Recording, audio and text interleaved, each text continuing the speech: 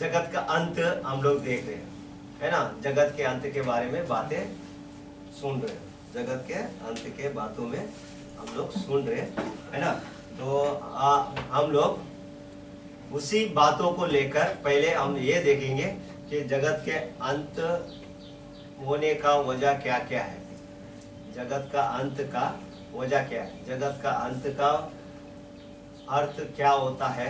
हम लोग उसको देखने से पहले हम लोग ये देखेंगे कि परमेश्वर पिता ने यीशु मसीह के साथ और हमारे साथ क्या क्या वाचा बांधा है, और जगत का अंत का निशानी हमें उसी वचनों के अंदर दिखाई देगा, है ना। तो हम लोग वचन को देखेंगे। यूहन्ना 6 में 57 का वचन, यूहन्ना 6 में 57 का वचन में लिखा है कि पिता ने मुझे जगत में भेजा, मैं पिता के कारण जीवित हूँ, जो कोई मुझे खाएगा वो मेरे कारण जीवित रहेगा, है ना। मैं पिता के कारण जीवित हूँ, पिता ने मुझे जगत में भेजा है, पिता के कारण मैं जीवित हूँ, और जो कोई मुझे खाएगा, है ना, जो कोई मुझे खाएगा वो मेरे कारण जीवित रहेगा। तो यहाँ पर दोनों बात क्या है, जिंदा रहने की बात है। दोनों भी बात क्या है, जिंदा रहना। और जिंदा कैसा रहना है कि पिता के इच्छा के ऊपर चलने वाला यीशु मसीह है, और यीशु मसीह पिता के कारण जीवित है, क्योंकि उस बाइबल के वचन में बोलता पिता की आज्ञा मानना ही जीवन है ना। पिता का आज्ञा मानना ही जीवन है। तो यीशु मसीह ने अपने जीवन में आज्ञा माना और उस जीवन को अपने अंदर ले लिया, और वो हमेशा जिंदा है ना, हमेशा जिंदा है। तो और क्या बोलता है यीशु मसीह, जो मुझे खाएगा वो मेरे कारण जीवित रहेगा, है ना। यहाँ पर जिंदा परमेश्वर पिता है, क्योंकि वो अपने आप में जीवन रखता है। पिता जिंदा है क्योंकि वो अपने आप में जीवन रखता है। वही अधिकार पुत्र को भी दिया, मगर वो अधिकार कब मिल रहा है, जब यीशु मसीह परमेश्वर पिता के आज्ञा पर चल रहा है ना। ये आज्ञा कभी में अधिकार कब मिल रहा है, जब आज्ञा मानने से, है ना। पिता ने पुत्र को जीवन रखने का अधिकार दिया, कब दे रहा है, जब वो आज्ञा मान रहा है, आज्ञा पे चल रहा है ना। आज्ञा मान रहा है, आज्ञा पे चल रहा है, तब जाकर यीशु मसीह में जीवन रखने का अधिकार को मिल चुका, है ना। तो यीशु मसीह क्या बोलता है, जब मैं पिता के कारण जीवित हूँ क्योंकि मैं उसके आज्ञाओं पर चल रहा हूँ, वैसे ही तुम भी मुझे खाओगे तो तुम भी जीवित ही रहोगे। तो यहाँ पर बातें हैं, पिता का इच्छा भी है जिंदा रहना, पुत्र का इच्छा भी है जिंदा रहना, और पिता और पुत्र का ये भी इच्छा है कि हम सबको जिंदा ही रखे, है ना, हमेशा हमेशा के लिए जिंदा ही रखे। यहाँ पर बातें हो रहे हैं सिर्फ जीवन का, जिंदा रहने वाली बातें हैं, ना कि कुछ उसमें मिस्टेक, कुछ भी गड़बड़ नहीं, सिर्फ जीवन की बातें ही हो रहा है। तो इस जीवन के अंदर, है ना, इस जीवन के अंदर यीशु मसीह अपनी जिंदगी में क्या कर रहा है, जिंदगी जी रहा है। और जिंदगी जीते टाइम पे उसको क्या क्या बातों का सामना करना पड़ा, उसको जिंदगी मिलने का वजह, है ना। आज हम लोग बोलते हैं कि परमेश्वर पिता की दाहिनी ओर यीशु मसीह जा बैठा है। तो उस जगह पर पहुंचने के लिए यीशु मसीह को क्या करना पड़ा, और क्या क्या काम करने के बाद उसको वो पदवी मिला, परमेश्वर की दाहिनी ओर जाकर बैठने का वो पदवी मिला। तो पदवी मिलने के लिए यीशु मसीह ने क्या क्या काम किया होगा, है ना। तो हम लोग उन वचनों को देखते देखते हम अपने पास जाते हैं, और जगत का अंत का कटने का अर्थ है वो वहां पर दिखाई देगा, है ना। इन्हीं वचनों के अंदर वहां पर वो दिखाई देगा जगत का कटने का अर्थ क्या है ना। तो हम लोग चलेंगे फिलिपियों 2 अध्याय,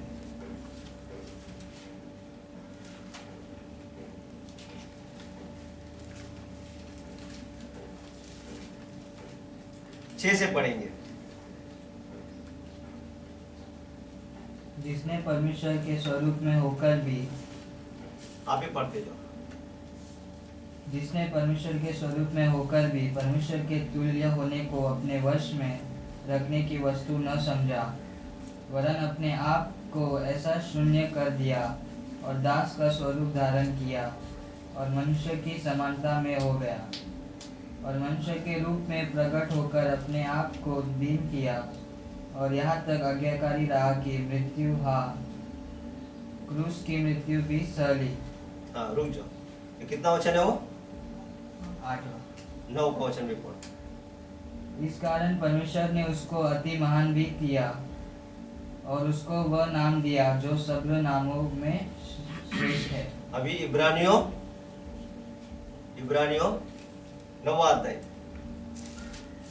इब्रानियों 9वां अध्याय में 15, 16, 17।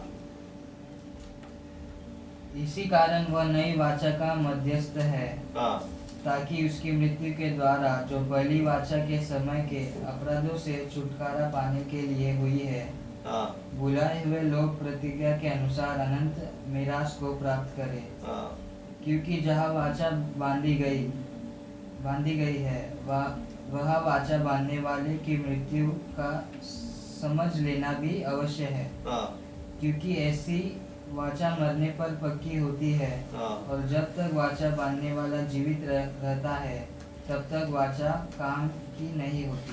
हाँ, 17 हो गया।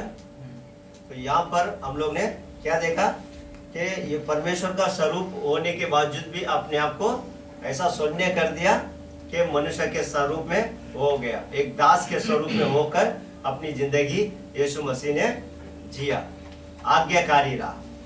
क्या है? परमेश्वर का स्वरूप होने के बावजूद भी आज्ञाकारी के अनुसार जिंदगी जिया, एक दास के स्वरूप में होकर काम किया। और वाचा को क्या है? परमेश्वर पिता ने जो वाचा जूने नियम में दिया था, है ना, उस वाचा के अनुसार यीशु मसीह ने वाचा को पूरा करते करते परमेश्वर के मध्यस्थी में, यानी मध्यस्थी किसका है? एक वाचा का और परमेश्वर का।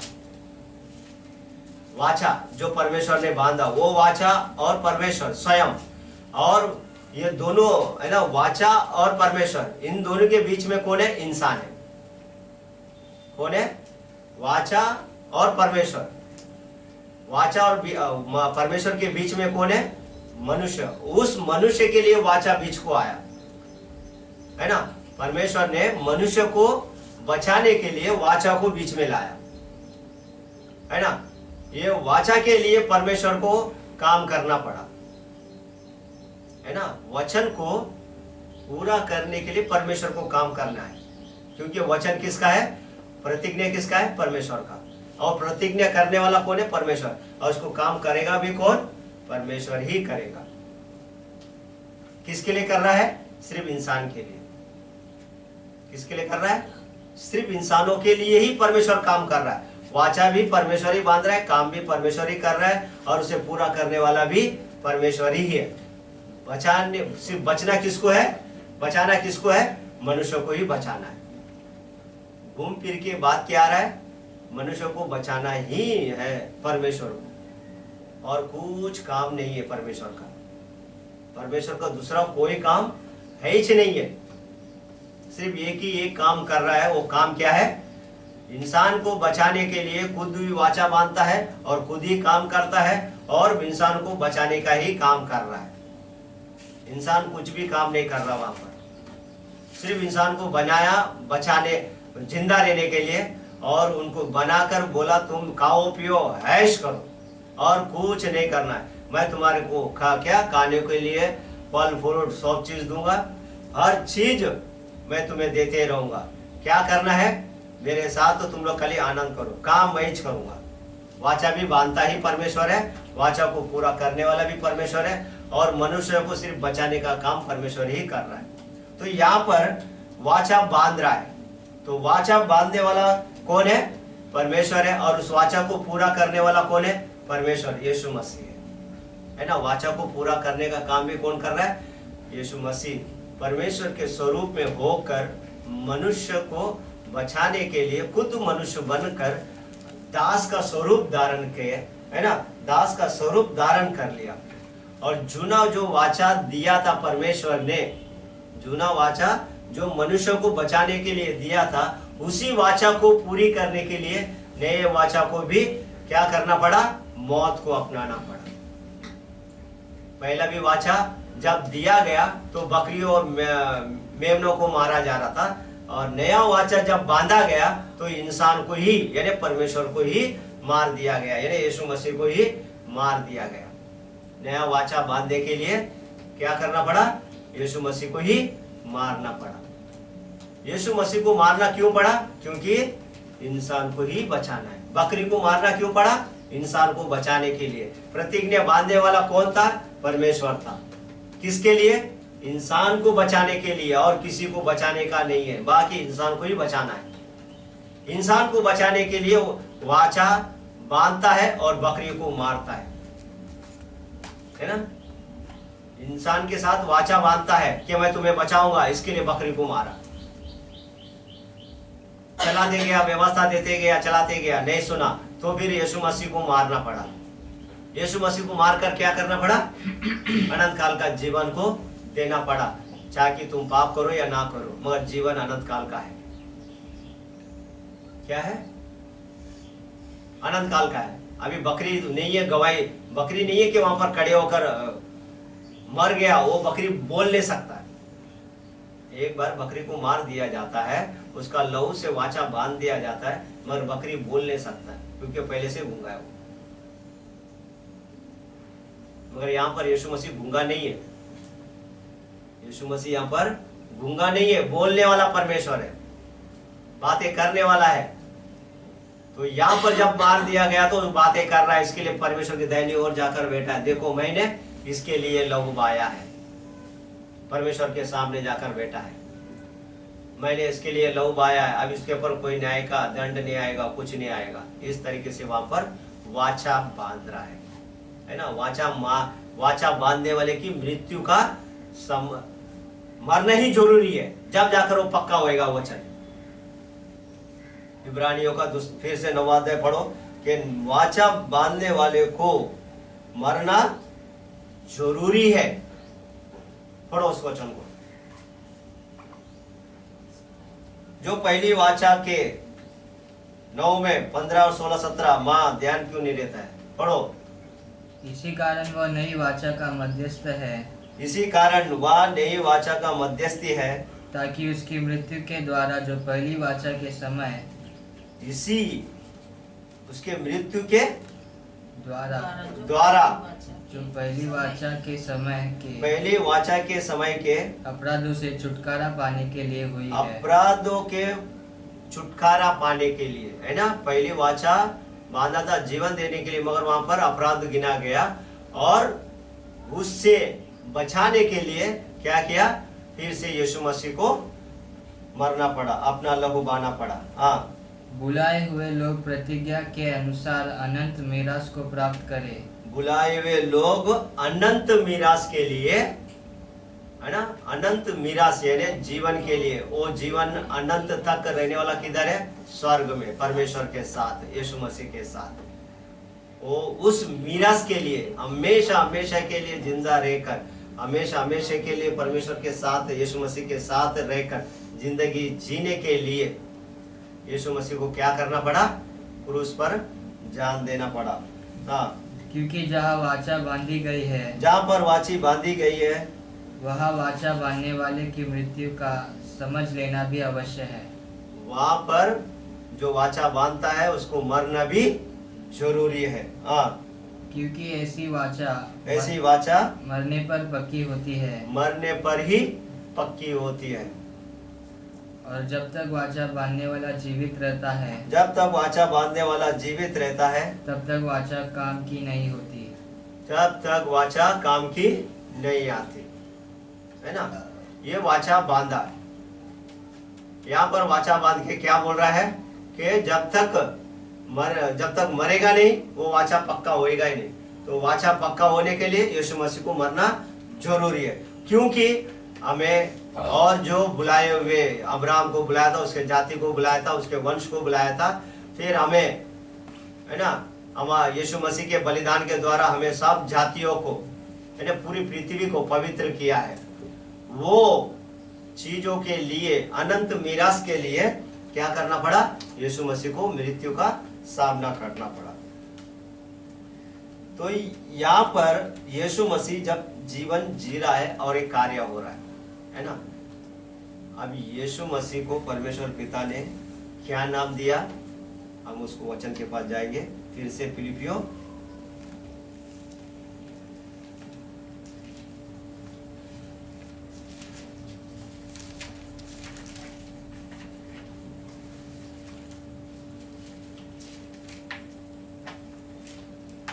दूसरा अध्याय 9-10। इस कारण परमेश्वर ने उसको अति महान भी किया इसी कारण उसे अति मान भी किया और उसको वह नाम दिया जो सर्व नामों में श्रेष्ठ है, सब नामों में श्रेष्ठ है, कि जो स्वर्ग में और पृथ्वी पर और पृथ्वी के नीचे है। सब श्रेष्ठ में नाम जो स्वर्ग में है, पृथ्वी पर है और पृथ्वी के नीचे है। क्या नाम? वे सब यीशु के नाम पर घुटना टेके। सब जन यीशु के नाम से घुटना टेके। क्या नाम? कितना ऊंचा पद मिला यीशु मसीह को? सब नामों में श्रेष्ठ नाम, और उसके नाम पर तीनों लोक में भी क्या होगा? घुटना टेका जाएगा यीशु मसीह के नाम से। और परमेश्वर पिता की महिमा के लिए, और परमेश्वर पिता की महिमा के लिए हर एक जीव अंगीकार कर ले, हर एक जीव अंगीकार कर ले कि यीशु मसीह ही प्रभु है। यीशु मसीह ही प्रभु है। ये नाम परमेश्वर पिता ने यीशु मसीह को दिया है ना, क्योंकि यीशु मसीह ने परमेश्वर पिता के इच्छा के अनुसार जिंदगी जिया। क्या बोलता है? मैं पिता के कारण जीवित हूँ। अब ये भी सवाल है, यीशु मसीह ने तो सवाल नहीं किया, मगर परमेश्वर पिता ने उसके कामों के अनुसार, यीशु मसीह के कामों के अनुसार उसको सब नामों में श्रेष्ठ नाम दिया है ना। मगर पतरस क्या करके बोलता है? हम अगर तेरे पीछे पूरे परिवार को छोड़कर तेरे पीछे चल रहे तो हमारा क्या है ना। यीशु मसीह ने तो सवाल नहीं किया कि मैं तेरे पीछे चल रहा हूं पिता, मेरा क्या है ना। मगर यीशु मसीह बोलता है मैं पिता के कारण जीवित हूं, क्योंकि उसके आज्ञा मानना ही जीवन है। तो उसका आज्ञा मान रहा हूं, तो उसकी इच्छा के अनुसार जी रहा हूं, तो उसकी इच्छा के अनुसार जी रहा हूं, तो मेरा अगर आज के दौर में आपके पीछे चल रहे हैं, यीशु मसीह के पीछे चल रहे हैं, तो हमारा क्या? ये सवाल किया गया। तो उस सवाल के लिए जवाब क्या दिया है ना। जब परमेश्वर पिता ने जिंदगी यीशु मसीह ने जिया तो सब नामों में श्रेष्ठ नाम उसको दिया, जब मौत के ऊपर विजय कराने के बाद। ऐसा नहीं कि कोई काम कर रहा है उसको नाम दे दिया, ऐसा नहीं। मौत के ऊपर है ना, मौत का जिंदगी जीने के बाद ही उसको जिला उठाकर यीशु मसीह को जिंदा करके सब नामों में श्रेष्ठ नाम करके यीशु मसीह को दिया गया। मगर यहाँ पर यीशु मसीह के साथ चलते चलते में ही सवाल हो गया। अगर हम आपके पीछे चल रहे, यीशु मसीह के पीछे चल रहे हैं, तो हमारा क्या करके बोला होगा है ना। क्या करके बोला होगा? मत्ती 19वां अध्याय 27-28।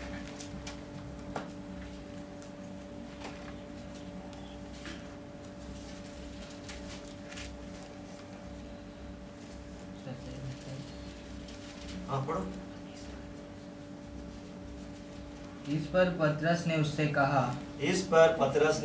कहा, देख हम तो सब कुछ छोड़ के तेरे पीछे हो लिए हैं। हमने सब कुछ छोड़ के तेरे पीछे हो लिए हैं, तो हमें क्या मिलेगा?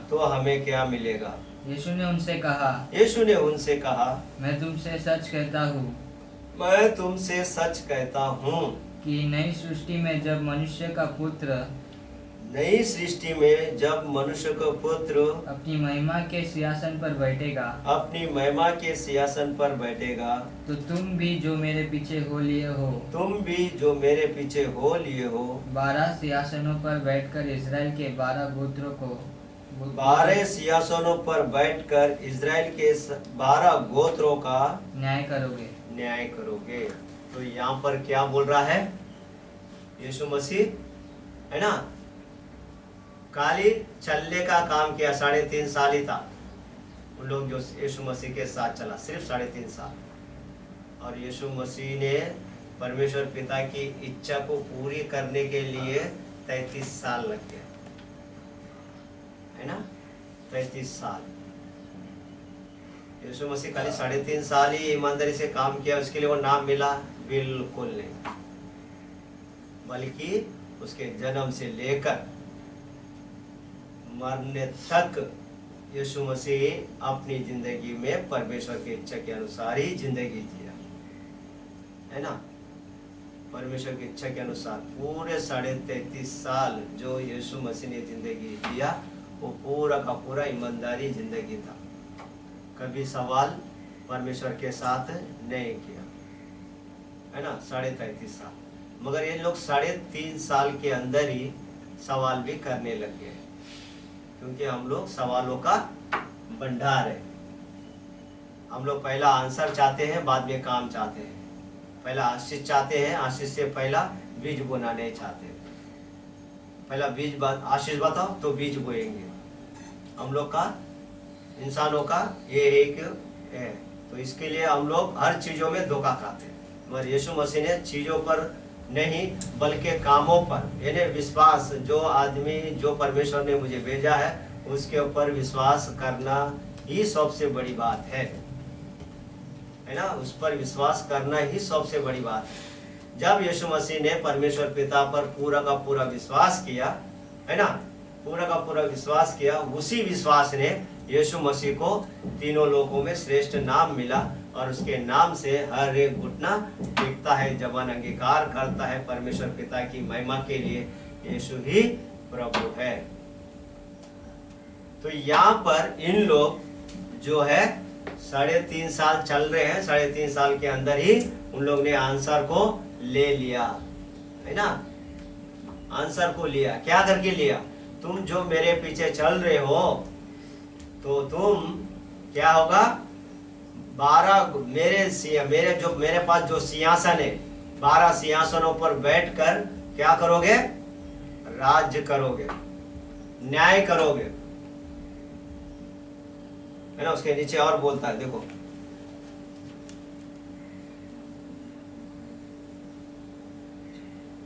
और जिस किसी ने घर या भाइयों या बहनों या भाई या बहन या पिता या माता या बाल बच्चों या खेतों को या बाल बच्चे या खेतों को मेरे नाम के लिए छोड़ दिया है, उसको 100 गुना मिलेगा, उसको 100 गुना मिलेगा, और वह अनंत जीवन का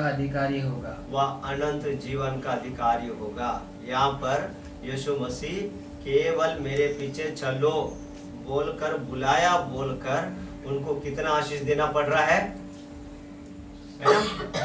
इस धरती पर जीते जी 100 गुना आशीष, जीते जी 100 गुना आशीष, उसमें से एक चीज भी कमी घटी नहीं, जीते जी, और जीने के बाद भी अनंत काल का जीवन का आशीष, दोनों चीज। और तीसरा चीज क्या मिला? उनको न्याय करने का। न्याय हम लोग नहीं करने वाले, न्याय करने का अधिकार उन लोग को मिला। उन लोग को 3 चीज मिला। एक तो अधिकार मिला न्याय करने का, दूसरा मिला 100 गुना आशीष उसी टाइम का, फिर उसके बाद मिला अनंत काल का जीवन। तीनों चीज उन 12 पीड़ितों को उसी टाइम के समय में उनको वो चीज मिला गया, है ना? ये 3 चीज, ये तीनों चीज हमको आज पतरस ने काम किया, है ना? पतरस ने काम किया, यीशु मसीह ने काम किया, परमेश्वर पिता ने काम किया।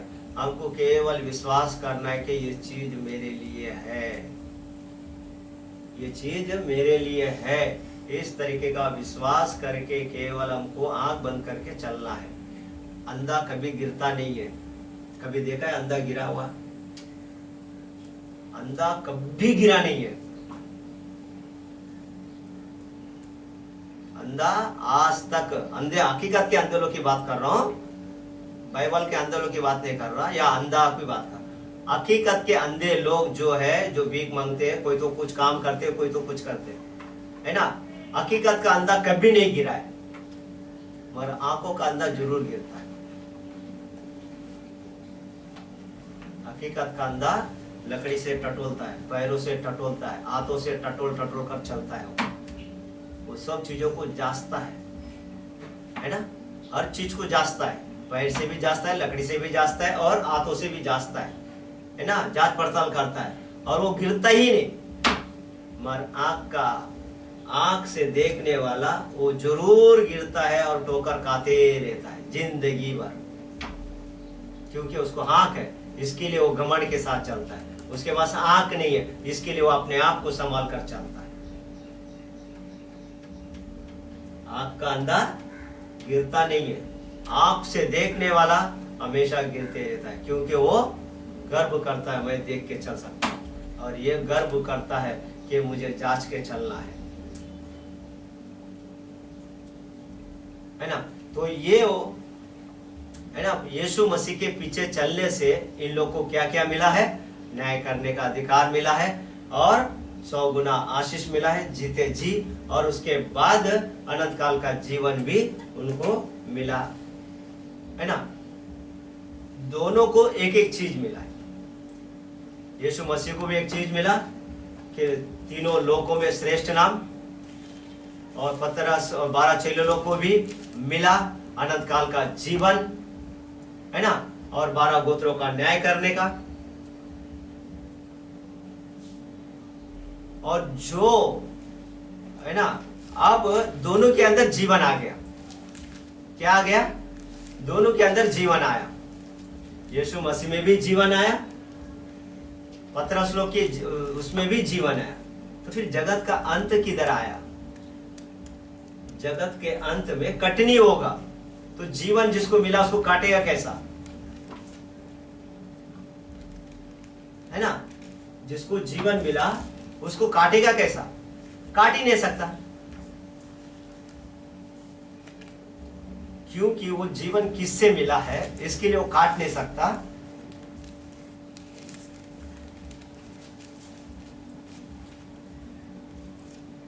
इफिसियों पहला अध्याय 21, 22, 23।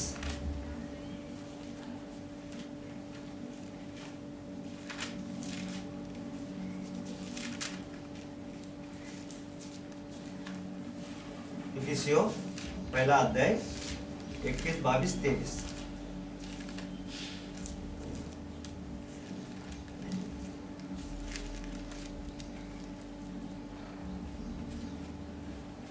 सब प्रकार की प्रधानता और अधिकार, सब प्रकार की प्रधानता और अधिकार, और सामर्थ, और प्रभुता के, और हर एक नाम के ऊपर, हर एक नाम के ऊपर, जो न केवल इस लोक में, जो न केवल इस लोक में, पर आने वाले लोक में भी लिया जाएगा, आने वाले लोक में भी लिया जाएगा, बैठाया, और सब कुछ उसके पांवों तले कर दिया, सब कुछ उसके पांवों तले कर दिया, और उसे सब वस्तुओं पर शिरोमणि ठहराकर, सब वस्तुओं पर शिरोमणि ठहराकर कलीसिया को दे दिया। कलीसिया को दे दिया। यह उसकी देह है, या उसकी देह है, और उसी की परिपूर्णता है, या उसी की परिपूर्णता है, जो सब में सब कुछ पूर्ण करता है, जो सब में सब कुछ पूरा करता है ना। ये क्या है? यीशु मसीह को परमेश्वर पिता ने क्या किया? सब नामों में श्रेष्ठ बनाया, और सब चीजों में भी अधिकारी ठहराया। सब चीजों में क्या किया? अधिकारी ठहराया। सब चीजों में अधिकारी ठहराकर यीशु मसीह को बांट दिया। यीशु मसीह को क्या कर दिया? बांट दिया। रखा नहीं, बल्कि बांट दिया। किस में बांट दिया? कलीसिया में बांट दिया। किस में बांट दिया? कलीसिया में। और कलीसिया क्या है? यीशु मसीह की दिया है। कलीसिया क्या है? यीशु मसीह की दिया है। जब यीशु मसीह मुर्दों में से जी उठा, अनंत काल का जीवन पाया, अधिकार पाया, और उसी अधिकार को क्या कर दिया? ये परमेश्वर पिता ने कलीसिया को दे दिया। ये उसकी देह है। कलीसिया क्या है? उसका शरीर है। जो हम लोग बोलते हैं मैं कलीसिया, है ना, मैं कलीसिया बोलकर जो हम लोग नाम बोलते हैं, उस कलीसिया को यीशु मसीह ने क्या, परमेश्वर पिता ने क्या किया? यीशु मसीह को बांट दिया। वो कैसे बांटा? है ना, मत्ती 16 अध्याय,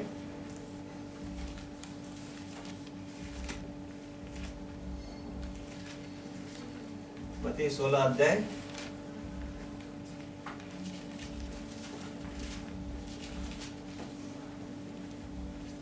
16 वचन से। शमौन पतरस ने उत्तर दिया, शमौन पतरस ने उत्तर दिया, तू जीवित परमेश्वर का पुत्र मसीह है। तू जीवित परमेश्वर का पुत्र मसीहा है। यीशु ने उसको उत्तर दिया, यीशु ने उसको उत्तर दिया, हे शमौन, ए शमौन, योना के पुत्र, यौना के पुत्र, तू धन्य है, तू धन्य है, क्योंकि मांस और लहू ने नहीं, मांस और लोगों ने नहीं, परंतु मेरे पिता ने जो स्वर्ग में है, मेरा पिता ने जो स्वर्ग में है, यह बात तुझ पर प्रकट की है। तुझ पर ये बात प्रकट की है। और मैं भी तुझसे कहता हूँ मैं भी तुझसे कहता हूँ कि तू पतरस है, तू पतरस है, और मैं इस पत्थर पर अपनी कलीसिया बनाऊंगा, मैं इस पत्थर पर अपनी कलीसिया बांधूंगा, और अधोलोक के फाटक उस पर प्रबल न होंगे। और अधोलोक का फाटक उस पर प्रबल ना होगे। क्या बोल रहा है यहाँ पर? यीशु मसीह, है ना, जैसा पिता ने यीशु मसीह को इतना बड़ा नाम देकर इंसानों के अंदर बांट दिया, है ना, शरीर को, यीशु मसीह का शरीर को क्या किया? इंसान का शरीर बना दिया, है ना, इंसान का शरीर बनाकर अब वो इंसान का शरीर क्या है? जीवित है। क्या है? जीवित है। यीशु मसीह का शरीर जो कलीसिया है, वो कलीसिया क्या है? जीवित है। तो क्या बोल रहा है? तुझ पर मैं अपनी कलीसिया बांधूंगा, उस पर अर्धलोक का फाटक कभी प्रबल ना होगा। अर्धलोक का फाटक यानी मृत्यु का रहने का जगह, मृत्यु रहने का जगह, मृत्यु रहने का जगह, वो जगह को ही तुझ पर प्रबल होने नहीं दूंगा। मैं तुझे वहां पर नहीं छोड़ूंगा। क्योंकि वाचा बांधा क्या करके? तू अगर मेरे पीछे चल रहा है ना, तू जिंदा रहेगा और 12 गोत्रों का न्याय करेगा। तू अभी का 100 गुना आशीष पाएगा, है ना। फिर उसके बाद क्या बोलता है? 100 गुना आशीष पाकर और अनंत काल का जीवन दिया है। 3 वचन हम लोग ने देखा मत्ती के अंदर, 19वां अध्याय के अंदर हम लोग ने देखा 27, 28, 29, 30, है ना। तो उसके अंदर क्या देखा? परमेश्वर यीशु मसीह ने, मैं तेरे पीछे चल रहा हूं तो मेरा क्या? तो अनंत काल का जीवन और 100 गुना आशीष और न्याय करने का अधिकार, जिंदा रखने का अधिकार। और यहाँ पर क्या बोलता है कि मैं तुझ पर अपनी कलीसिया बांधूंगा, और जिस पर अर्धलोक का फाटक कभी भी तुझ पर प्रबल ना होगा। यानी मृत्यु का कोई नामो निशान तुझ पर रहेगा ही नहीं, क्योंकि जीवन दिया है मैंने। तो तेरे लिए अर्धलोक का फाटक खुलेगा नहीं, बल्कि अर्धलोक का फाटक तो खत्म कर दिया मैंने। वहां पर क्या बोलता है? अर्धलोक का फाटक को मैं बंद करता हूं, तेरे लिए क्या करता हूं? नीचे वचन पढ़ो, अर्धलोक का फाटक तुझ पर प्रबल ना होगी। मैं तुझे स्वर्ग के राज्य की कुंजियां दूंगा, मैं तुझे स्वर्ग के राज्य की कुंजी दूंगा। और जो कुछ तू पृथ्वी यहाँ पर रुक जाओ। स्वर्ग के राज्य की कुंजी, स्वर्ग का राज्य का कुंजी मतलब क्या है? वहां पर मृत्यु का नामो निशान नहीं है। स्वर्ग में मौत का नामो निशान नहीं है, मौत का नामो निशान नहीं है। वहां उस जगह का क्या दूंगा मैं तुझे? चाबी दूंगा, जहां पर सिर्फ जीवन है, जहां पर सिर्फ जीवन है, उस जीवन का क्या दूंगा मैं तुझे? चाबी दूंगा। तू बिंदास वहां पे आ जा सकता है। आज बहुत जन है जो सपने के द्वारा परमेश्वर के स्वर्ग राज्य में जाकर आए, है ना। आज बहुत जन है जो परमेश्वर की इच्छा के अनुसार जीने वाले लोग आज धरती पर है, उन लोग परमेश्वर के पास जाकर स्वर्गलोक में जाकर बहुत जन जाके आए। तो यहाँ पर क्या बोल रहा है, मैं तुझे जीवन की कुंजी दूंगा। कौन से जीवन की? स्वर्ग के राज्य की कुंजी दूंगा, जहाँ पर तू बिंदास आ जा सकता है। तो जब चाहे जब आ सकता है, जब चाहे जब नीचे आ सकता है। ऐसी कुंजी मैं तुझे दूंगा, तू आ और जा। क्या करेगा? हाँ, और जो कुछ तू पृथ्वी पर बांधेगा, जो कुछ तू पृथ्वी पर बांधेगा, रहते है ना, जब तू धरती पर रहते जो कुछ भी तेरे मन में जो बातें आया, जो कुछ काम करना है ना, जो कुछ भी काम करना है, वो काम के लिए अगर तेरे को कुछ चाहिए तो वो अधिकार जो कुछ तू पृथ्वी पर बांधेगा वह क्या होगा? वह स्वर्ग में बंधेगा, स्वर्ग में भी बांधा जाएगा। और जो कुछ तू पृथ्वी पर खोलेगा, जो कुछ तू पृथ्वी पर खोलेगा, वह स्वर्ग में खुलेगा, वह स्वर्ग में खुलेगा। तब उसने चेलों को चिताया कि तुम मुझे मत बता, है ना।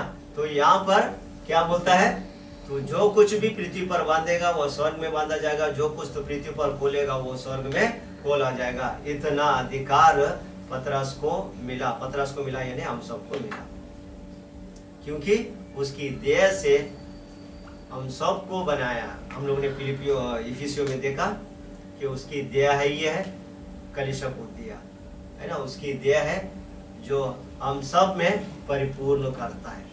तो यीशु मसीह जिंदा है तो हम भी जिंदा है, क्योंकि यीशु मसीह ने बोला है मैं जीवित हूँ, तुम भी जीवित रहोगे। तो यीशु मसीह का शरीर है जो जीवन, और यीशु मसीह का जीवन को हम लोग ने देखा। कैसा देखा? पहला वचन में हम लोग ने पढ़ा, शुरुआत जब वचन हम लोग शुरुआत किया उसी टाइम पे हम लोग ने वचन को पढ़ा। क्या करके पढ़ा? कि मैं पिता के कारण जीवित हूं, तुम सब जन मुझे कहोगे तो मेरे कारण जीवित रहोगे। हम लोग ने पहला वचन पढ़ा, ये है ना, जीवित रहने वाली बात है। तो यीशु मसीह के अंदर क्या है? जीवित रहने का बात है। ये बकरी नहीं है कि मार दिया फिर दूसरा बकरी को लाकर खड़ा करना है, क्योंकि ये यीशु मसीह है जो जिंदा है, मरकर जी उठने वाला और परमेश्वर की दाहिनी ओर जाकर बैठा, जिंदा है। तो पर यीशु मसीह ने भी जिंदा वाचा बांधा। क्या? अनंत काल का जीवन। अब अनंत काल के जीवन के अंदर अर्धलोक का फाटक प्रबल नहीं होता है। तो अर्धलोक का फाटक प्रबल नहीं होता है तो फिर क्या जगत का अंत का, जगत का कटनी का क्या होगा? जगत के अंत में कटनी होगा।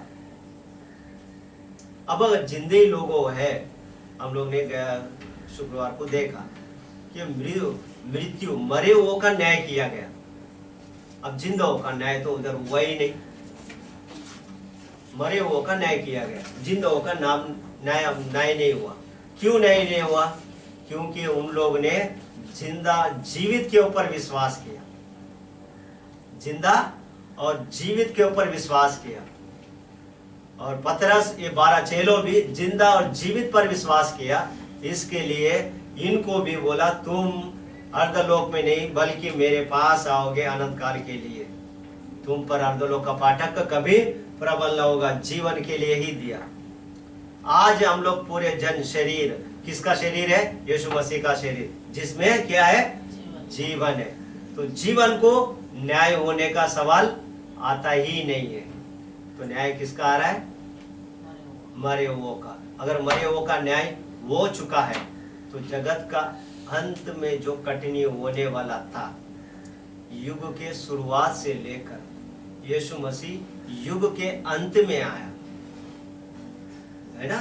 जगत के उत्पत्ति से लेकर युग के अंत में, यानी जगत खत्म होने वाला था, युग के अंत में यीशु मसीह आया और हमारे से अंतिम दिनों में बातें किया। अंतिम दिन यीशु मसीह जब अपना मुंह खोल के हमसे बातें करना शुरुआत किया, वो अंतिम दिन था जो कटने के समय में पहुंचने वाला था।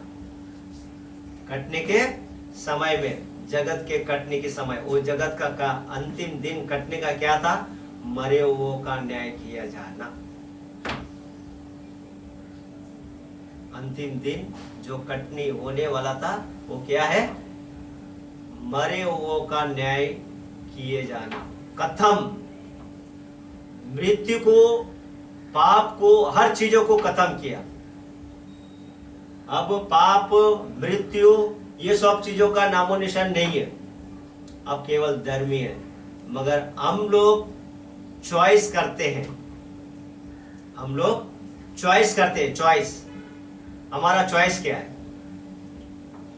आग का झील है या अंधकार है या परमेश्वर का राज है? ये चॉइस है। ये कटनी नहीं है, ये जगत का कटनी का बात तो नहीं है ना? ये चॉइस है।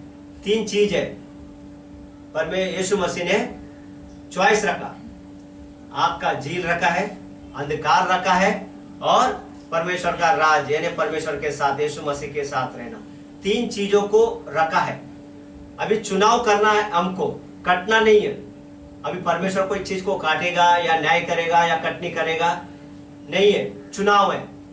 वो जगत के अंत में कटनी करने का था, इसके लिए मरे हुओं का न्याय किया गया। जीवितों को किसी को भी न्याय नहीं।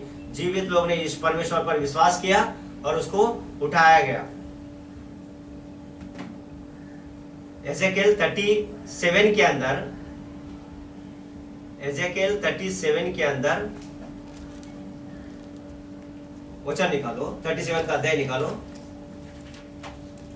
एजेकिएल 37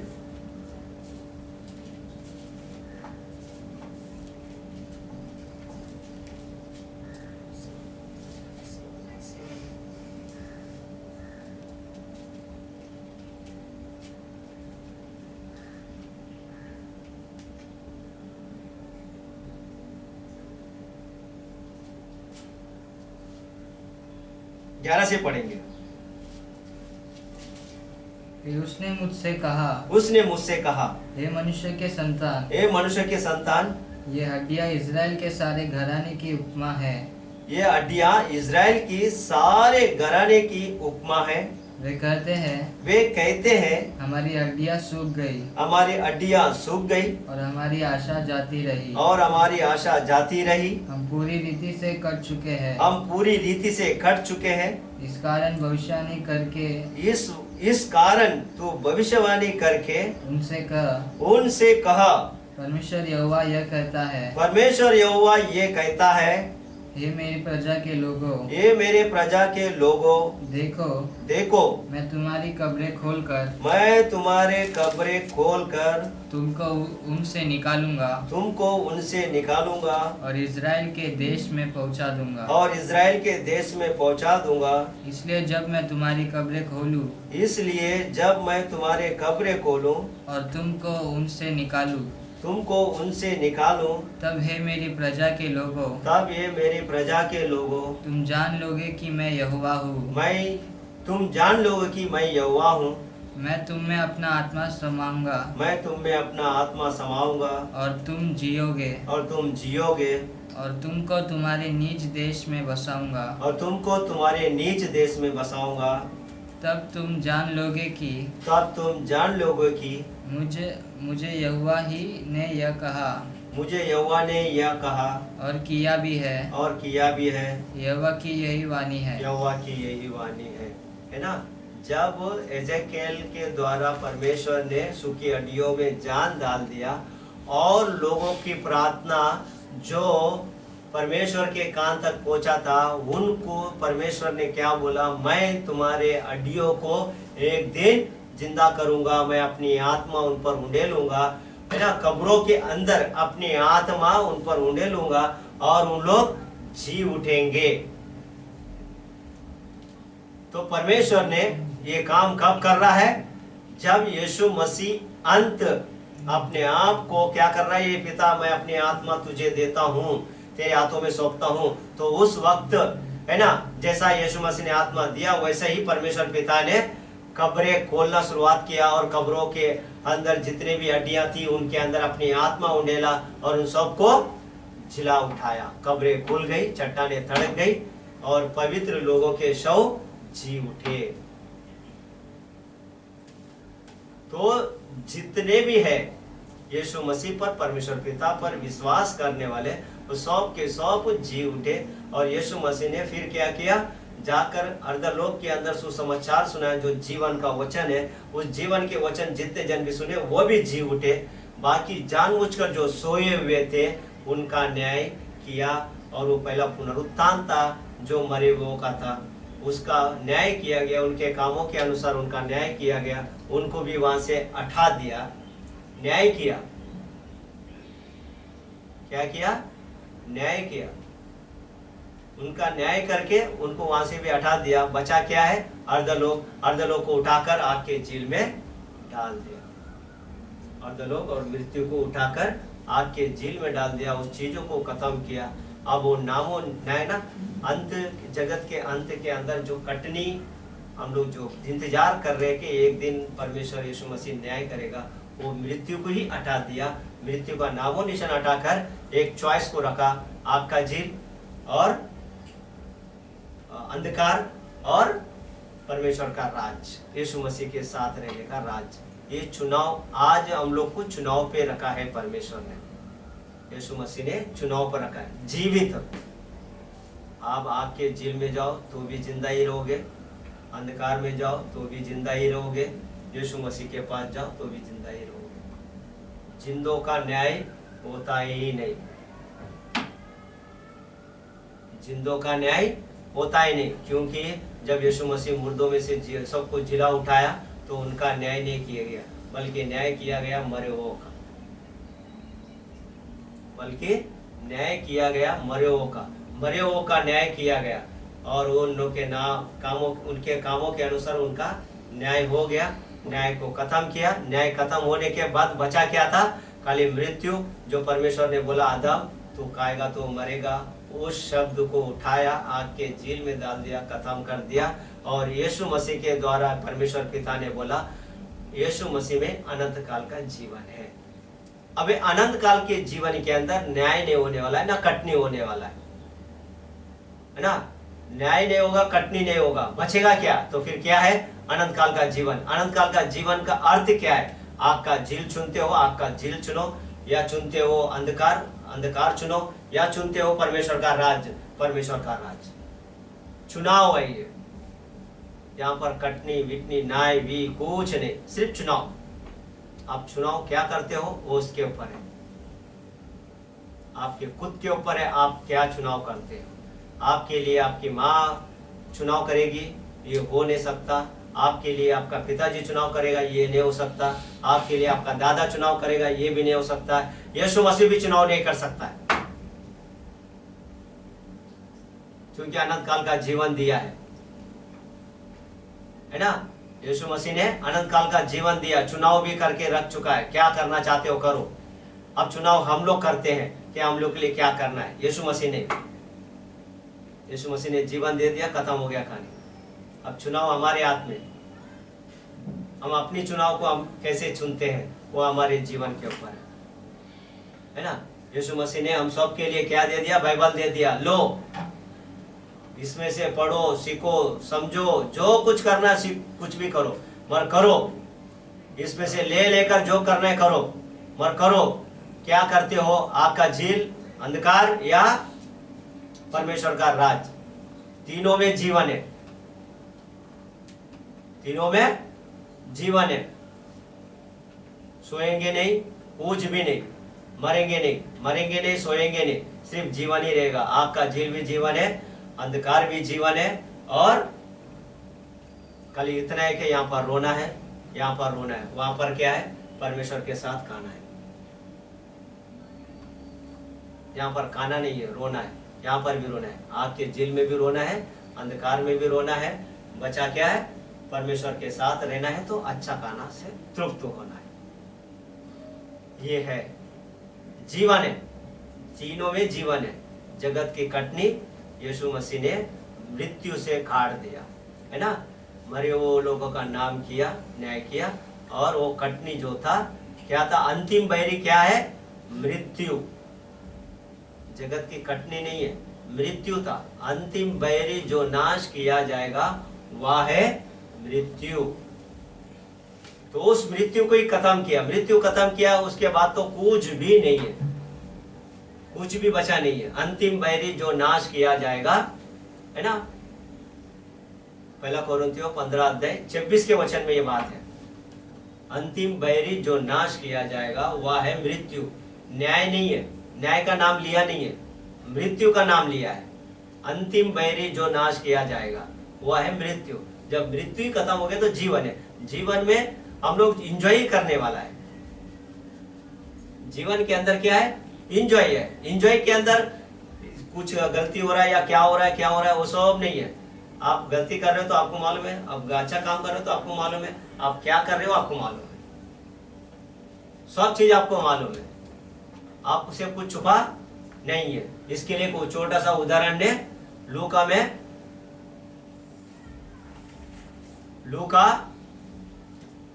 16 अध्याय में बताया गया है ना। एक गरीब लाजर और धनवान के, है ना, गरीब लाजर और धनवान के बारे में एक छोटा सा उदाहरण बताया। क्या उदाहरण बताया? कि गरीब को कुत्ता आके चाटता है और धनवान खा पी के एंजॉय करता है। वो अपनी जिंदगी में, उसके पास मूसा का व्यवस्था था, परमेश्वर का बाइबल था, पर परमेश्वर के बाइबल के ऊपर उतना ध्यान नहीं दिया।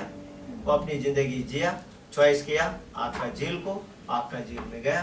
और ये भाई बेचारा लाजर न बाइबल जानता था, कुछ नहीं जानता था, मगर अपनी जिंदगी में इतना जान गया कि मुझको एक दिन मरना है, तो मैं ईमानदारी से जो अभी दुख उठा रहा हूँ, इस दुख के अंदर ही मेरे को किसी पर कुछ कुड़कुड़ाना नहीं है, मैं अपनी जिंदगी के लिए कुड़कुड़ाऊँ। तो उतना ही उसने काम किया होगा और उतने के अंदर ही परमेश्वर ने उसकी धर्मिता को देखा और वो अपने दुख की जिंदगी को उठाकर परमेश्वर ने उसको अब्राहम के गोद में रखा, है ना। दुख से जीवन मिल रहा है, सुख से क्या हो रहा है? गलतियां हो रहा है। तो मगर हमारे सुख को आना चाहिए। परमेश्वर ने सुख दिया है, आशीष दिया है, सब कुछ दिया है ना, मगर उस सुख का गलत काम नहीं होना चाहिए, बस इतना ही है।